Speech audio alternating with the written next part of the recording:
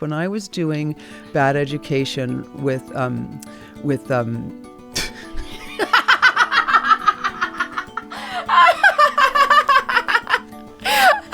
really want to dig deeper into why Hugh Jackman. Hugh Jackman. When I was doing that with Hugh Jackman. Oh, Lord.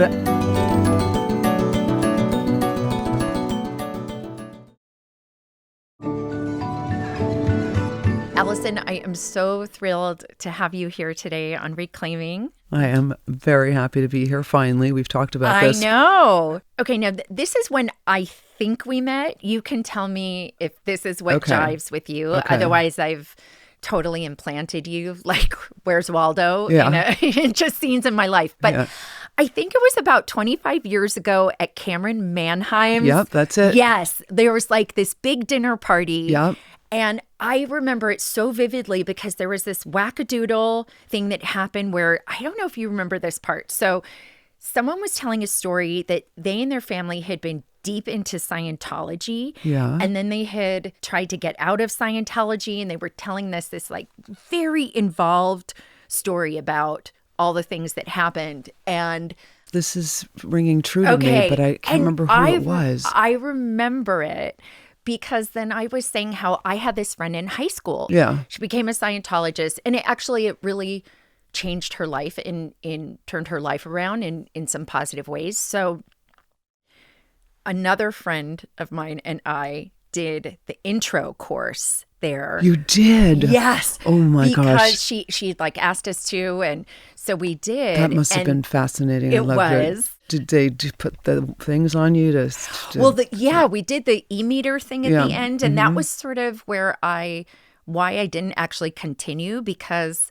you have to pass the test in order to go on, and one of the questions was around, did you learn everything you needed to learn from the course, or do you understand everything? And I was like, well, I think I do, but I wouldn't know if I didn't, you know what I mean? Like, I wouldn't know. So the whole thing was not for me. Yeah. And so I chimed in with this story about, I was like, well, it was not for me. And, and I thought maybe it was Cameron, because I remember someone with really dry, fantastic humor was then like, yeah, but look what happened to you after. Yes. So it was, which is why I remember that, because it was such a great. This is what I remember. And I can't believe, do you remember being in a canoe with me? Oh my God, that's right. And Cameron Manheim, and I was in the middle, and you two were rowing me through the canals. And people were walking by. I was like, yeah, I know. I have no idea how I got here. My life, I'm here with Monica Lewinsky and Cameron Manheim rowing me through the canals of Venice. That's so funny. I forgot that part. It was the only thing I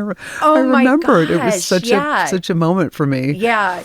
And then we didn't see each other for a really long time, and then reconnected a few years ago at Cade's, and you introduced me to Lily Kershaw, who, if anyone doesn't know her music, is like an unbelievable singer-songwriter. So talented, and such a lovely person too. Yes. And then we started having dinners together with the three of us. I know. Which is really lovely. I was thinking about the last time we had dinner together. We had a crazy thing happen with a glass. Do you want to? Well, now you're going to probably tell it better than I am, but I know something magical happened, and it involved me.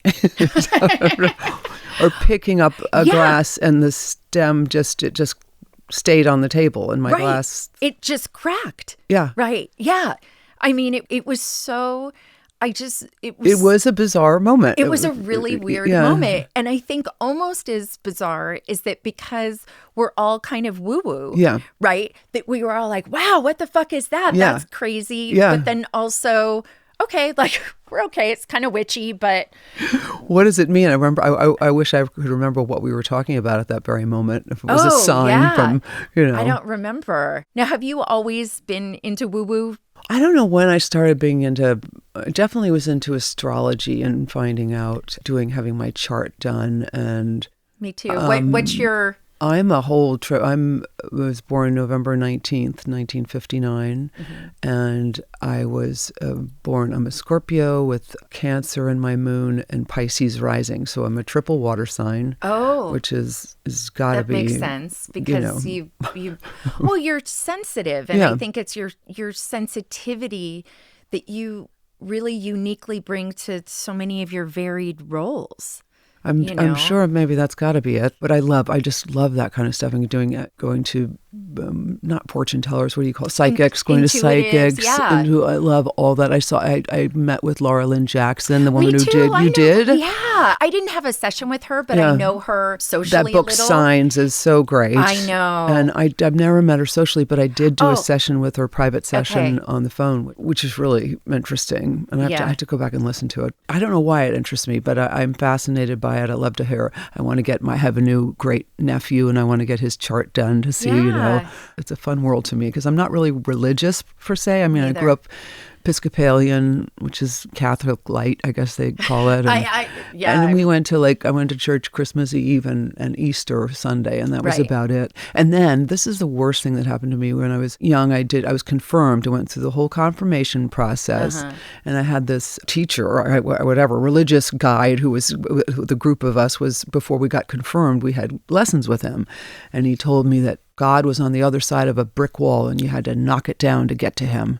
And I remember thinking as a girl, it's like, that seems so difficult. Right. I'm not sure I'm going to be able to do that. But that was my my experience with religion. Yeah. And then I think I just went to I think I'm going to be more spiritual and lean into that side of things. Well, I think there's something about, the astrology and intuitives and all sorts of different healing modalities and stuff, that it's really underneath all the woo-woo is a searching. You're searching to understand the universe or searching to understand yourself. Exactly. Yeah. So I mean, I think that that's definitely, I feel like this lifetime, that's definitely a quest I'm on. Yeah. Me too. I think you too. Yeah. It's overwhelming to me sometimes. I like to think that because I've lost my mother and my brother, and that's why I was looking into Laura Lynn Jackson, looking for signs and asking for them, and it's just I want to feel that connection to those that have gone on. Yeah. And I look for them. This is stupid, but if I see my initials in the license plate in front of me, I know this is okay. Well, it doesn't sound I'm stupid in the right me. place at the right time, and I do. Sometimes I see AJ or I see JA or I'll see it, and I'll go, okay, I'm where I'm supposed to be. My version of that is triple numbers on a license plate. Really? I see there are days where I will see 20 cars that have the same triple numbers, which again, like back to permutations, is not in, that's not, it's not God, super you would have loved common. my last car. I had 666, which I was not quite sure was a good thing, but it was a triple thing. I was like, and then I started thinking, well, that's like the Greek thing. You wear the bad thing to ward off the bad thing. Right. Like the Greek evil Either that eye. or you're actually the devil. I'm the Allison devil. Janney. Have you played the devil yet? Maybe not. I think I'd like to. I would love to play a female devil. I'd be the most charming person in the room. That's who the devil is, right? Right. Yeah, it's true. Well, you've done a lot in shows with politics, so that's very true. That's close enough. So you were born in Ohio, and then I was born in Boston, actually. Oh, Boston. My father was in business school in Boston, and then they moved us to Cincinnati and then to Dayton, Ohio. So that's where I grew up mostly. Okay, and then you went to Kenyon College, which is also in Ohio, right? Yeah. And this, I was so fascinated. I wanted to hear the story behind that. Paul Newman and Joanne Woodward sort of spotted you and encouraged you. Well, he was they had built a beautiful new theater at Kenyon College called the Bolton Theater, and it was a beautiful thrust stage. And for those of you who don't know what a thrust stage is it pushed out into the audience and surrounded 3/4 by the audience. And Michael Christopher, who had won the Pulitzer Prize for writing the play Shadowbox, wrote a new play to to christen the new theater, and Paul was his friend, and Paul went to Kenyon College, so he came back to Kenyon to direct this play called C.C. Pyle and the Bunyan Derby. It never went anywhere else. Oh my gosh. But it was done. I can't believe you remember that name. Oh my God, yes. It was a wild time in my life, a very important time for me as a young girl who first year in college, and I got cast in this production. It was just I was basically a glorified showgirl. That's all I was, just a flapper kind of on this foot race across the country that the play was about. But I did get to work with him, and Joanne was there, and Paul and Joanne were just lovely and instrumental to getting me to come to New York and become a member of the Actors Studio. And Joanne spent a lot of her time working with us young actors, creating opportunities for us to do theater and to have agents come see you, because you couldn't get an agent unless they saw you in something. And she just did so much for me and my career starting it off, and it all started at college, because Paul went there. So it was a really, really great relationship I had with them. Did that allow you, like, I'm thinking about how, for me at various points, even before I was in DC, I started working when I was 15 and a half, but that there was always something about sort of someone who was more senior or more expert, that if they like acknowledged you or thought you belonged somewhere, that it took away some of that imposter syndrome. Did this give you a sense of confidence? Yeah, because Paul did. He said to me that if you ever need a favor, you can call me. He said, but make it very specific. And I was like, I could never think of the favor to ask him for, but I always had it in my pocket. So it made me feel confident that, well, Paul Newman thinks, wants to do me a favor. And I'd always think, is this the one? No, this isn't good enough. I kept waiting for the best one to happen, but I think it didn't even matter. Knowing that he would do it gave me a lot of confidence. Yeah. I mean, it's really amazing to be able to have that sense of belonging, I think, and acceptance in a world that is full of a lot of rejection too. I imagine that would have helped. I mean, I don't know. Have you ever been rejected for a role? Oh my God, yes. Okay. I mean, I auditioned for, there's so many, but these are ones that people will know. I auditioned for Frasier, for Perry Gilpin's role. Oh, I know Perry. Yeah, I love Perry. She's one of my too. dear friends. And then I auditioned for Third Rock from the Sun, Kristen Johnson's role that I auditioned, and we ended up working together on Mom, and she's a friend. So there were lots of times. And at the time when I was auditioning in New York in the 80s, you were put on tape, and they'd send the tapes out to California. And I was convinced that the plane was dumping my tapes in the middle country. I was like the middle states, there were my tapes or somewhere. And then I remember being on the set of The West Wing, and the set deck had all these things in CJ's office, and I pulled out one of them, and it was an audition tape of somebody's, and I was like, that's where these are? They're filling sets all over Hollywood, and anyone could go look at my I mean, oh my Lord. That was pretty funny. But yeah, there's so many things I auditioned for that I didn't get. I mean, listen, I should have called Paul for that favor a year. I mean, because my career didn't take off till I was 38. I was doing, I finally got, I did a soap opera. Wait, which one? I did The Guiding Light. Okay, I used to watch that. I played Ginger, the bad maid with a bad Brooklyn accent. Okay, I might have not still been watching. Then I worked for the Spaldings. Remember the Spaldings? Yes. Yeah, I worked for them. All right. And then I did As the World Turns, I think, one episode, and then I finally got a Broadway show, and then I just slowly started working, but not till I was in my, late 30s. That you became a household name? Because I would not say a household name. I was on Broadway, and then I didn't do West Wing till I was 1999, 2000. So then I was in my 40s, I think. Early, or maybe I was just turning 40. So yeah, I didn't know that you had gone to RADA also. Did you go right after college? No, I went to the Neighborhood Playhouse in New York, and I got a fellowship from there that allowed me to go study at RADA for a summer program. And it was fantastic to go and have my little student ID. I could go see the theater every night for like $5 or something. It was it was just an amazing opportunity. Going to the theater in London Broadway's amazing, but I don't know, the West End is the West End. Yeah. So, and they always come over to New York and take all our Tonys. Yeah. Yeah. It's interesting because I was thinking about, I did not watch The West Wing until just a few years ago after I got to know Aaron. I think because it came out right after 1998. And I was like, no more White House, and always terrified that, there might be an intern joke in there or something, which there wasn't. Yeah. So, but it was...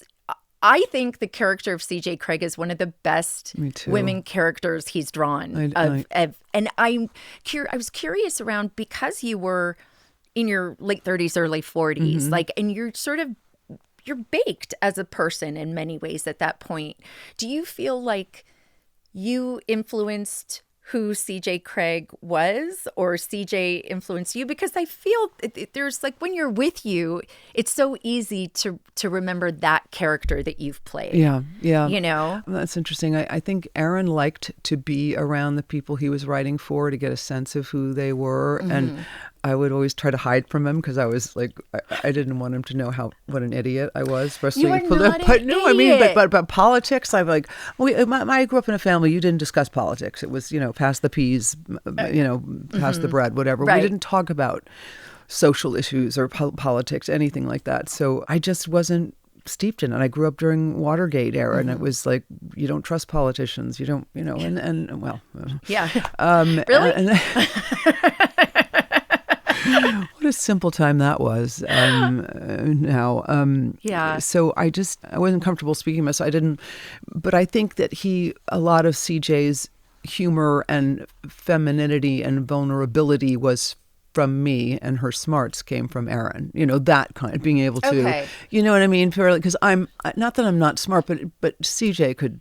Oh yeah. Could throw down, and with the facts, they were all right there. She was nowhere near menopause or period. She had her mind was sharp, and sharp as a tack, and that was so much fun for me to get to play. It was just like catnip for me as an actress to get to play a woman like that. I'm sure. Yeah. I mean, I think one of the most memorable female characters that we've seen in decades, well, I know you were saying you didn't grow up in a house that talked a lot about politics, but you did The West Wing, and now you're doing The Diplomat. I know. And so does getting inside those characters, living in those worlds, does that shape how you see or understand power? Or playing Grace Penn on The Diplomat is I was laughing with Brad, and I said, Brad Whitford, who's playing my husband this season, and I said, you and I basically have been arguing in fake government buildings for 25 years.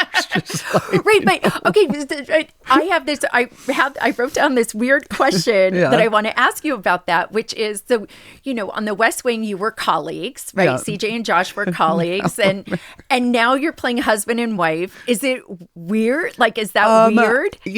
When I thought about it, because I saw we had to do a bedroom scene. And I was like, oh my God, this is going to be interesting. But the characters are so different.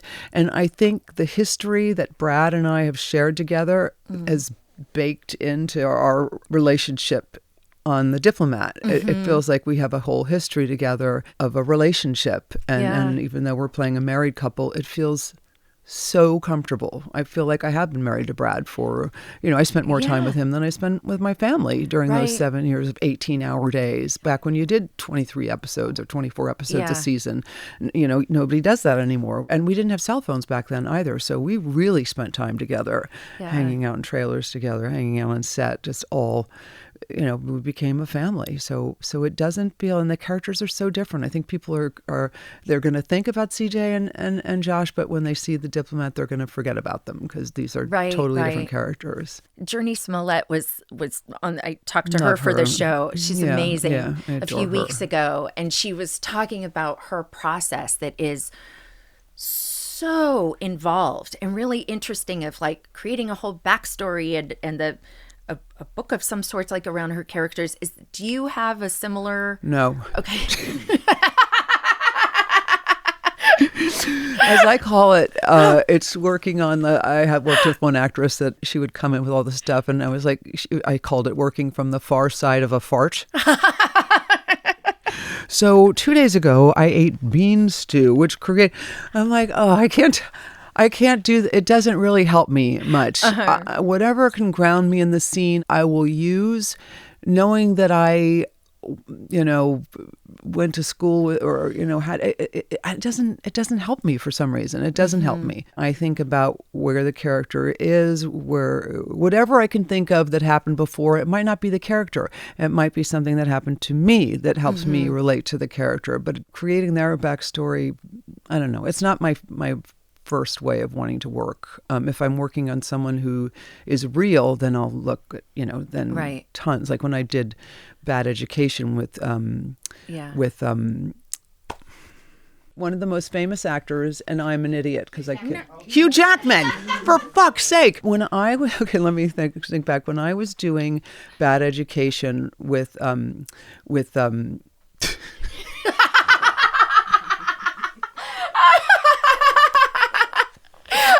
I really want to dig deeper into why Hugh Jackman.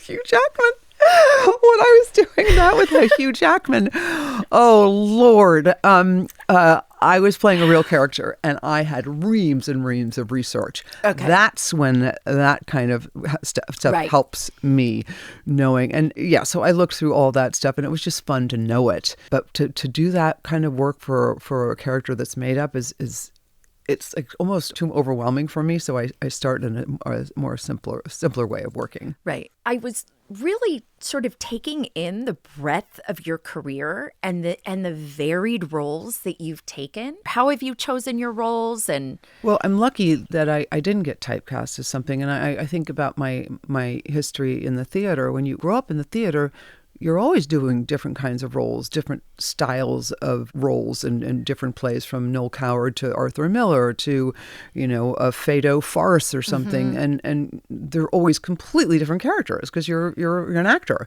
Right. And then when you get into Hollywood television or movies and they see you as one thing, that can be obviously limiting and frustrating. And I think that because I had done so many, a thing like Drop Dead Gorgeous, that movie. And so a lot of people, not everyone, but it was sort of an underground cult hit movie. And then I do CJ. So people go, oh, you can see that I can do more than one thing. And I feel really lucky about that. And I think it's because I'm known as a character actress, I think, which is a compliment to me, I think. Yeah. And then you think about, the character you played in Mom, that you won your Oscar for playing the mom in I, Tonya, but then you've got CJ and on The Diplomat. I don't know why I'm forgetting the name of your character on The Diplomat. Grace Penn. I remember her name. Okay.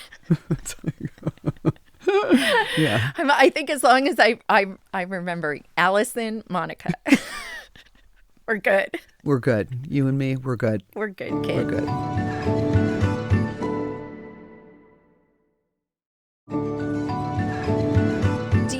Like, is there a role that or kind of role that you haven't played yet that you've... The devil. Right, exactly. Okay. The devil. The more I get asked that a lot, and I never know. It's always when I read it, I'll know.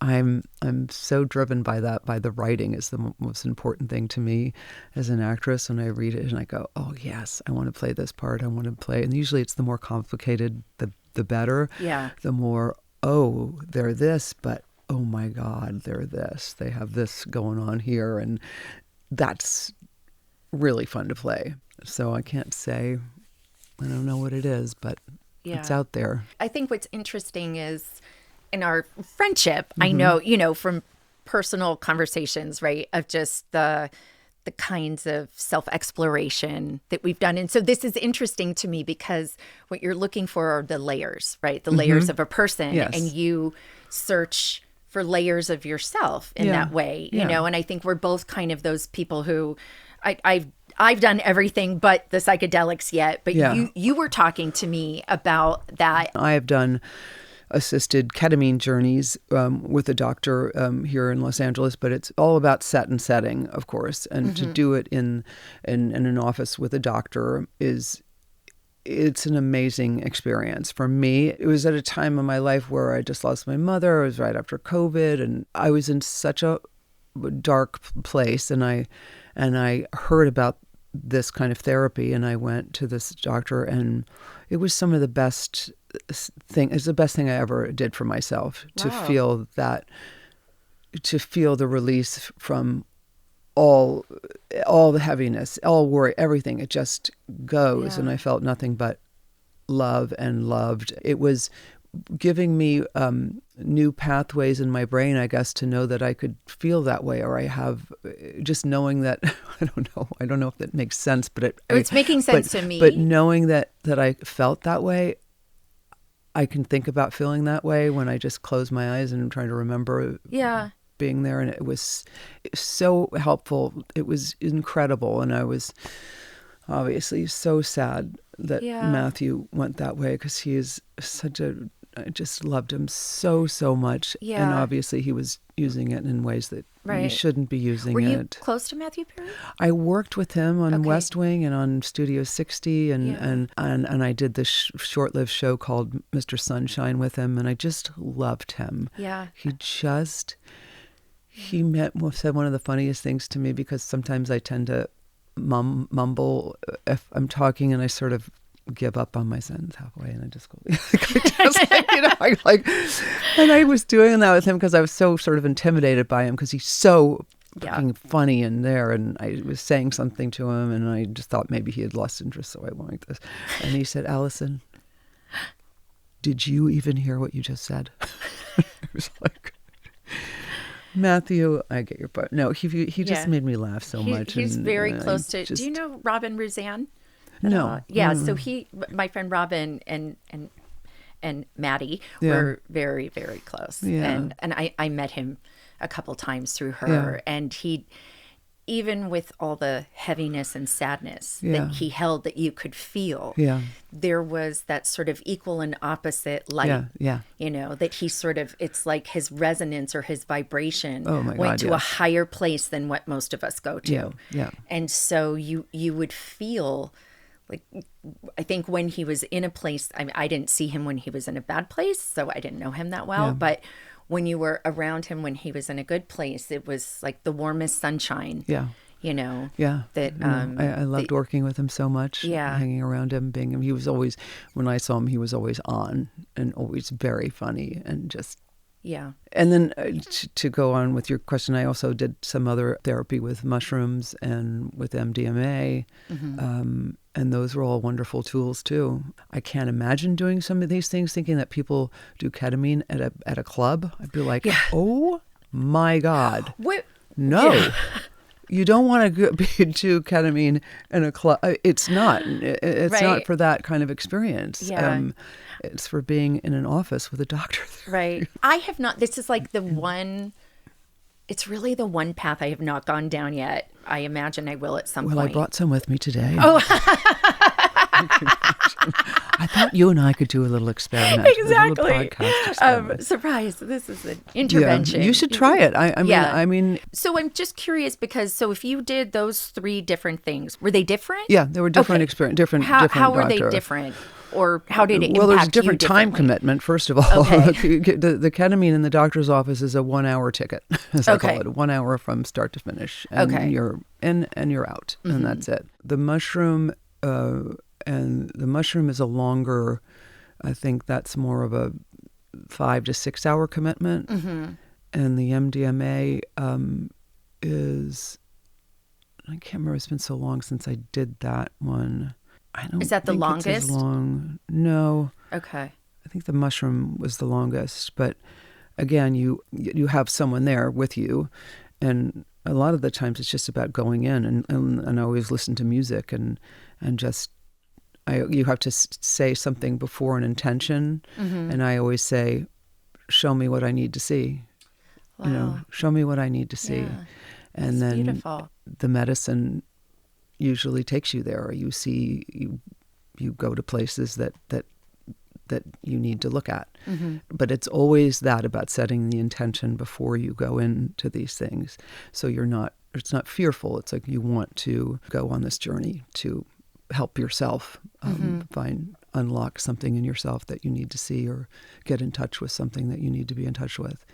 It helped me enormously with different relationships in my life that I have trouble with, and it helped me see a way to look at it differently. And I don't know, I just find it just really a great tool. I know you mentioned earlier too about having lost your brother, and did that feel, when you lost your mom, did the grief feel compounded for you? Yeah, because they were the two. Not that I love my dad and my brother, but my older brother, but I was closest with Hal, my younger brother, and my mom. We were, I was closer to them and in the family. I shared more with them, and especially my brother. So that was a really hard. That was when the rug just pulled.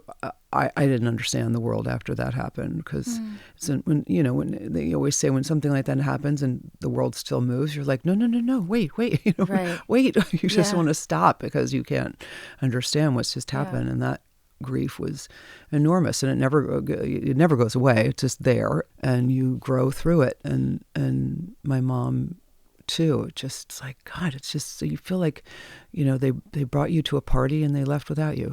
That kind of feeling when they're like, they left me. And then in some ways it makes me feel not as afraid to die, because I know they're there. So I go, God, maybe I know they're there, so I'm not as afraid not as afraid. And that feels good too. So there's, good things you can find in it, and grief. When Beanie Feldstein was on, she's a counselor at a grief camp every year. She is? Oh, how wonderful. My gosh. And so she taught me so much, and she was saying that it's the thing that people often don't do that can be appreciated. So I'll ask you, which is, what was Hal like?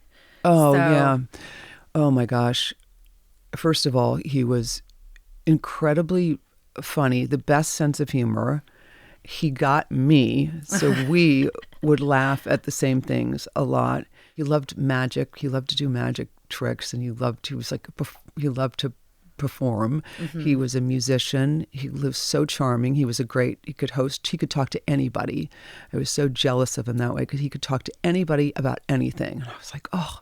And I used to love to have him with me as my date too. He went to some award shows with me in the beginning, and I just always felt, I just was so happy when he was with me, and he was just so amusing and so fun. And I could be anywhere in the world and call him and I'd say, hey, do you feel like just coming to Hawaii tomorrow? And he'd go, yeah, sure, I'll come. And he'd be there. I just always felt more relaxed and comfortable when he was on my arm. It was just so upsetting to see that because he was an alcoholic addict, and he just couldn't. I wanted him to want to be here so badly, and he just did not want to be here, and didn't find a place to land, as my father said, which always broke my heart when he said he just couldn't find a place to land, That's actually a really poetic, beautiful. I haven't heard that. Yeah, my father said that at his memorial, and it resonated with me. It was like, that's exactly right. He couldn't find a place to land, because he did so many things, and nothing ever stuck. He didn't find the thing, and went to the other thing. Yeah. And was that connected to, because on Mom, right, you played someone in recovery. Yeah, and that's why I took it, because of Hal. I mean, I thought, what a great thing to do in his honor, to show people in recovery what that looks like, and it did help a lot of people in recovery. We've got so many letters and notes and about how that show helped people get sober or stay sober, and that made me feel really great that I was able to do that. And I couldn't do it for my brother, but doing it for other people felt good. Yeah, I'm so sorry. Thank you. We've talked about not having had kids and not having been married or married yet. I don't know. It's so fascinating to, like, for me, I don't know if this is what your experience has been, but I always joke, I'm like, I came out of the womb with a veil. Like, all I wanted was to get married and have kids. Yeah. And I'm now at this point where I'm just kind of like, I don't know, it'll happen or it won't. I don't know what's your... I guess I always thought I would get married, just because at the time I was growing up, that's what you did. That's what my mom did. And I thought, well, I guess that's what I'll do too. And then the more when I went to New York to go to acting school at the neighborhood playhouse, and I had boyfriends, I had long-term boyfriends, and I didn't want to have kids, and they didn't either. So that was one 8-year relationship, and we didn't want to have kids. And then we broke up, and then I had a 10-year relationship, and my gosh, we didn't want to have kids either. Right. And then I was pushing into my mid-30s, and then I had a 4-year relationship, and I and that's when I thought maybe I should try to have kids now, and then it was apparent to me that this wasn't the man that I wanted to have kids with. So I was like, okay, well, I guess that didn't happen, and I'm actually, I feel so, the way you feel in a relationship that you know is probably not the one, and you're kind of in it and you don't know how to get out of it, and that's the most lonely feeling in the world, to be with someone and feel alone. Oh my God, that's awful. So it didn't happen. I knew I never wanted to have kids. That just is something that I've But always then there was known. a period where you did, or you no, just I thought, didn't. like, I just thought, well, I better, I should just try, like, at least right here. I went to a fertility person, and they were like, oh, you're pretty kind of over the hill. I was like, oh, really? I thought women could have kids till I was sort of under the impression that women could have kids till they were 50 or something. I don't know why I thought that, but it's because we're not.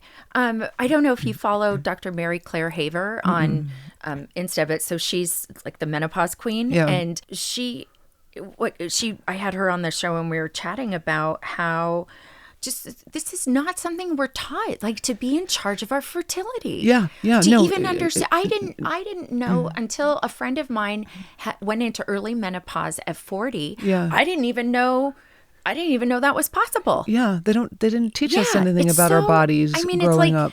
It's both bonkers, and then you look at all the misogyny in the world, and you go, yeah, I understand why. Yeah. But the first I heard that I wouldn't be able to have a kid at 40-something was in this fertility doctor's office. She was like, the odds are not in your favor, and you'll probably... And she said, also, where is your partner? And the guy I was with, he was like, didn't even come with me. And I was like, I guess that is a sign, isn't it? I was like, oh my God. But my true love in my world, besides my friends and family, are dogs. That's okay. Animals, and especially dogs, are my heart. They complete you. I you. could not love dogs more. I mean, I have to get off Instagram because every dog I see on the rescue things, I want to have a farm and rescue, at least 10 dogs. I don't know. I just love them so much. And I grew up with dogs, and I think in my family, that was where love was easily expressed, I think, for me, to the animal and the dog back to me. That's really from interesting. I don't think I've heard that before, but it makes so much sense. It was very waspy, very you don't hug, or not a lot of touching or, hugging or anything like that. They loved me, but it was a different era. They were the silent generation, you didn't talk about feelings or anything like that. And I think for me, the animals, I could hug them or love them, and I felt, I don't know. So I'm not a pet person. Yeah. We had cats for a little while when I was growing up, but it's interesting because I have a friend who, she was not a dog person, and she got married late in life, and I met her through her now husband, and he has a what are they, doodle something Labradoodle, right? Cockadoodle. Labradoodle, and she fell in love with his dog, and then now has her own dog too. And so I sort of feel like, okay, I could maybe see that happen, because all of my friends are always like, you need a dog, you or know, a cat. At least cats are easier to. You don't like cats? I don't like cats at all. Really? Okay. Yeah. No, cats scare me. Okay. Let me say this. I was scratched badly by a cat when I was 3. Oh, well, yeah. And so I think that, and then I feel like every time I see one of my friends, I feel like they're looking at me. They know. When the owner turns their back, they're like, I'm going to get you, like. There definitely are cats out there that will do that, but there are also ones that are just. I don't know. I had a cat. This is a funny story. I had a cat, and I rescued this cat and I named her Pootie Tang. Because Pootie Tang was one of my favorite movies. And then this cat, Pootie Tang, got out. And she was chipped and everything. And I was going through the neighborhood. Pootie Tang! Pootie Tang! It was just wild. And I never found her. And to this day, I hope that some other family found her. And that's how I like to think of it. Right. I can't think of the other possibility. Yeah. Yeah. It's but that was my brief moment to try to have a cat, but it's hard when you have dogs, and I have so many people coming in and out of my house, and if you have to keep a cat inside, it's almost impossible. Yeah. Well, and in LA too, where there are a lot of coyotes, it's that's kind of what happened to our cats. So it was It's awful. R.I.P. Marshmallow and Sonia. Oh, P. Marshmallow and Sonia and Pootie Tang. And Pootie Tang.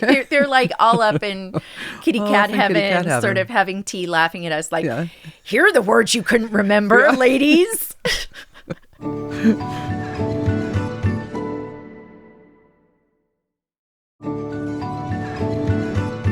It's just really, I don't know, it's surprising to me for myself of just being in a place where I feel it would be great to meet somebody, and like I date a lot, but I don't know, this year I don't know what you don't do on it. I don't do it online. No, it's like all friends, I meet someone organically, rarely, or it's a setup from different people, and that's been interesting, really interesting this year. But I just also feel so busy and fulfilled, and also your friendships. I think when you get to a certain age, that it's kind of okay. Well, I don't really need that emotional support anymore, and I've worked through these issues. I mean, I still have a fuck ton of issues, but it's I think I like complicated men because I myself am so complicated. Like I fascinate myself, so I'm like.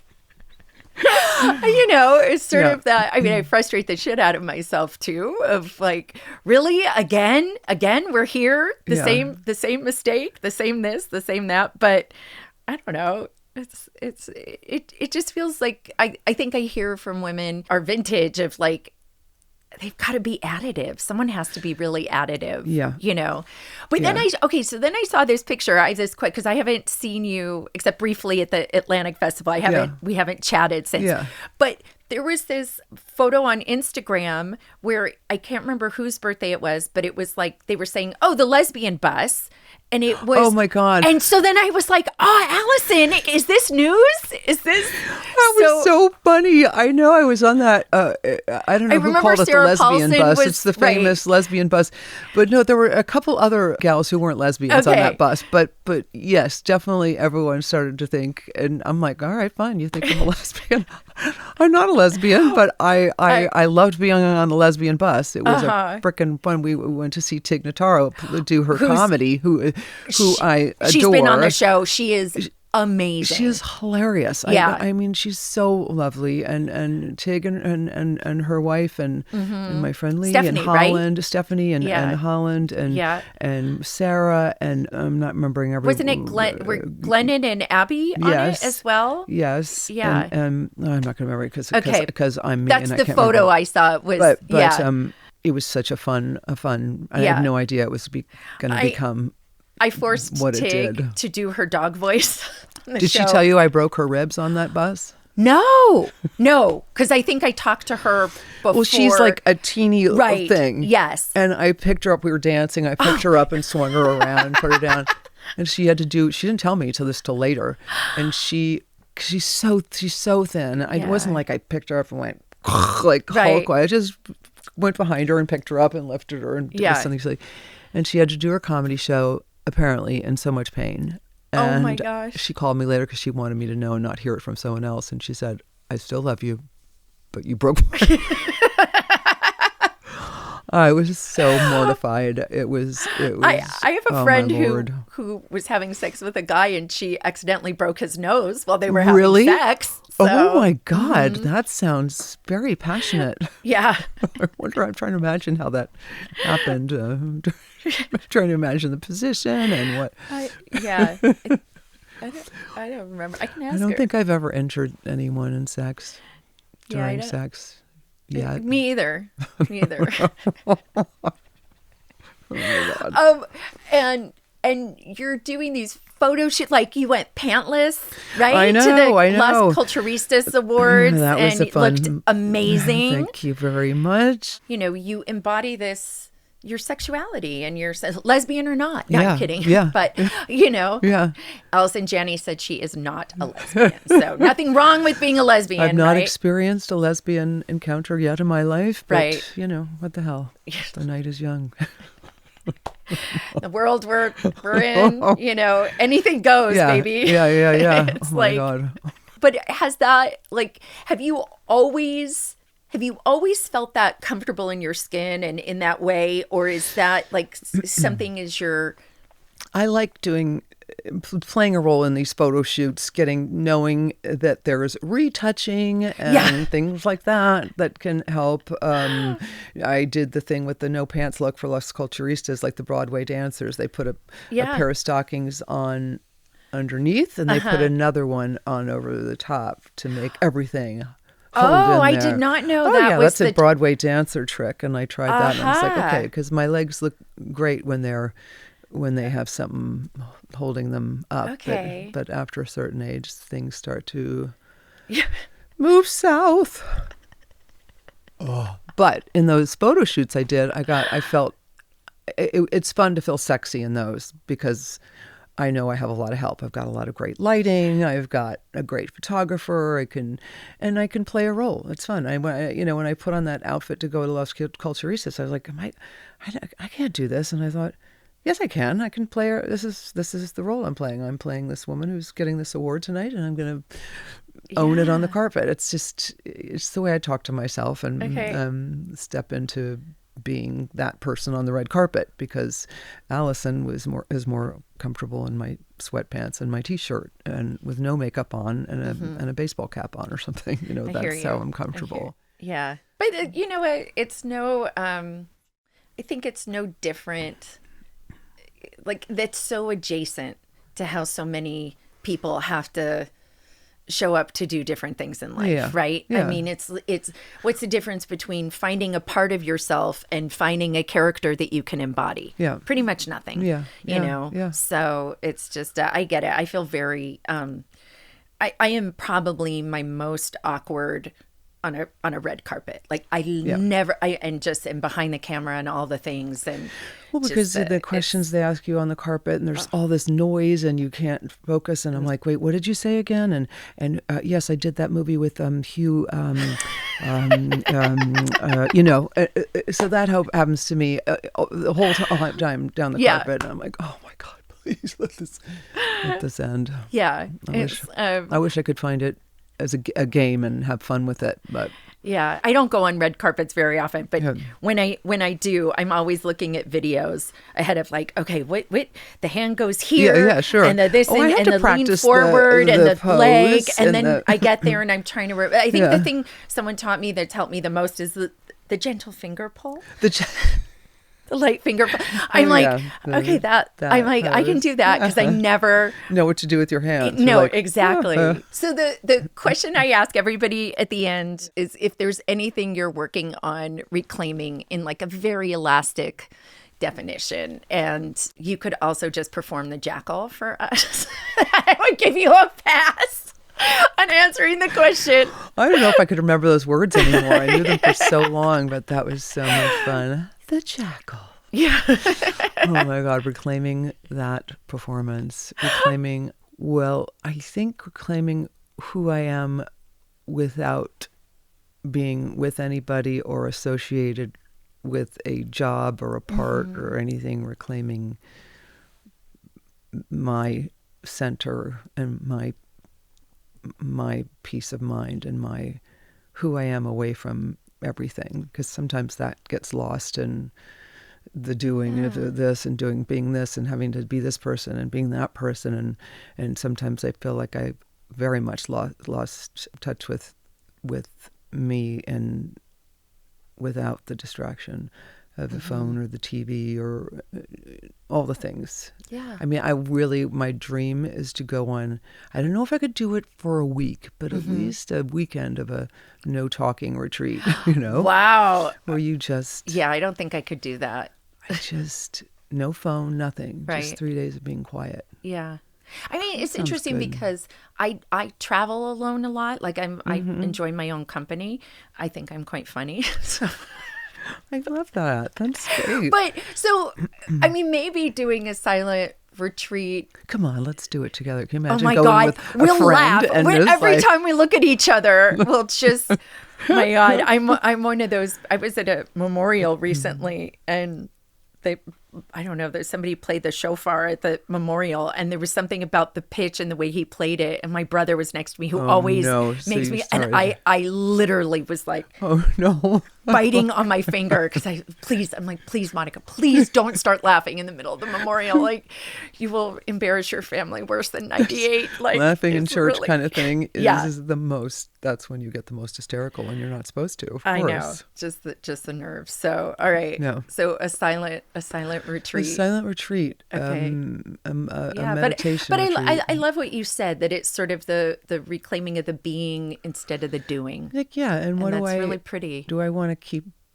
doing this, or do I Mm-hmm. want to? Is there something else that might give me more peace of mind than what I'm doing, that I have been doing Mm-hmm. for a while now, and watching how the business is changing so Yeah. much, and now there's an AI actress. I know, what the fuck. who's being signed by what I agency? I'm know. like, okay, I'm so grateful that I'm not starting out right now. Yeah. I don't know how young actors are dealing with the reality of what's happening. And then I guess that's whatever. When I was starting out, maybe the people that were my age I were don't know, I think thinking we're the in same a different thing. time. It's I definitely think the moving world fast. is changing, and Yeah. it sort of it feels as if the changes used to be little waves, like Yeah. right, like, And and now now it's it's a like, tsunami. Yeah. You Yeah, know, that it's just exactly. that the wave crashing is Yeah. destructive. Yeah. You know, enormous and destructive. In so and, many ways in our world right now, there's a tsunami coming Yeah. at us. Yeah, and it's scary. really I actually, scary. I have a deep. I mean, I don't think there's anybody who's like, ooh, tsunami, I'm excited. But I Yeah. have such a deep fear of a tsunami. I do too. Yeah, and I have two friends who. Do you have I have a recurring dream about tsunami. Me I'm too. actually- Me too. And I have two friends who knew each other, but like weren't friends themselves, Yeah. who both dreamt that I was in a tsunami, like I was almost caught in a tsunami the same night. So Let's all get out of here. yeah, no, this was a long time ago. This was a long time ago. Yeah. Okay, that's Yeah, bizarre. it's very interesting. I love the ocean. I love to be by the ocean. I am the best version of me Yeah. when I'm by the ocean and the waves are crashing and I can Yeah. hear that. But I'm terrified of the Being ocean. in the ocean. I'd rather crash in a plane on land than in the ocean, Oh my God. even though you totally. have a better chance of surviving. Yeah, like in the I ocean. have a healthy respect for the ocean, I will say. Mm-hmm. I am. It's not my world, not my Mm-hmm. home, and the creatures underneath. It's theirs, and what we've done to that ocean Yeah. after oh my Lord. Yeah, I feel the same way. I like being by the ocean. I don't love being in the ocean. Mm-hmm. I also love the desert too. I love the stillness of the desert. That makes me feel really good. The warmth and the stillness there. Mm-hmm. I don't know where I'd want to. I'd want to have homes in both places. Yeah, sounds good. Yeah. I know. And on that note, thank you so much for doing this. You are so welcome. Thanks for having me. This was really, really lovely.